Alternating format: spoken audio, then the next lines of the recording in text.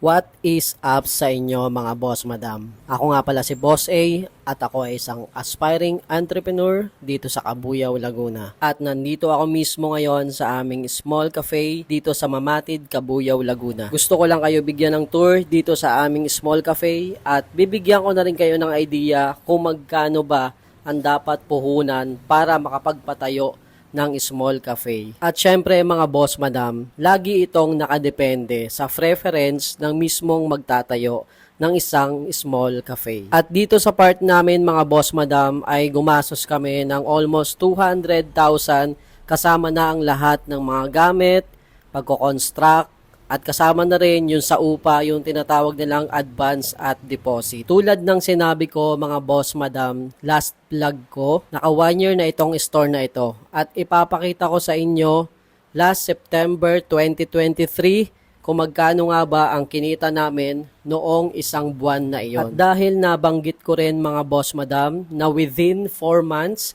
ay naka-ROI na kami dito. Ang ginagamit namin ditong application para sa pag-monitor ng sales ay yung Avocado app. Mada-download nyo yan mga boss madam sa Play Store at may bayad po yan na 855 pesos. So mga boss madam, ang ipapakita ko sa inyo ay September 2023 sales namin sa buong buwan. As you can see, i-generate natin yan at ipapakita ko sa inyo kung magkano nga ba yung kinita namin nung September 2023. Ayan po mga boss madam, 170,000. Nag-open kami August 5, 2023, pero wala pa kami nung POS Avocado app. So September na kami nakapag-monitor nung aming sales. Mga boss madam, hindi ko na para ipakita pa yung ibang months kung magkano ang kinita namin. Kaya alam nyo na kung bakit nakabawi kami at naka-ROI kami within 4 months. So mga boss madam, hindi ko sinasabi na kapag kayo ay nakapagpatayo ng small cafe or any store ay makakabawi na agad kayo within 4 months tulad ng experience namin. Lagi yan nakadepende sa magiging tindahan nyo, saan ba ito nakalocate dahil itong aming area ay katabi at katapat mismo ng school. So this is our menu mga boss madam. Meron kaming iced coffee,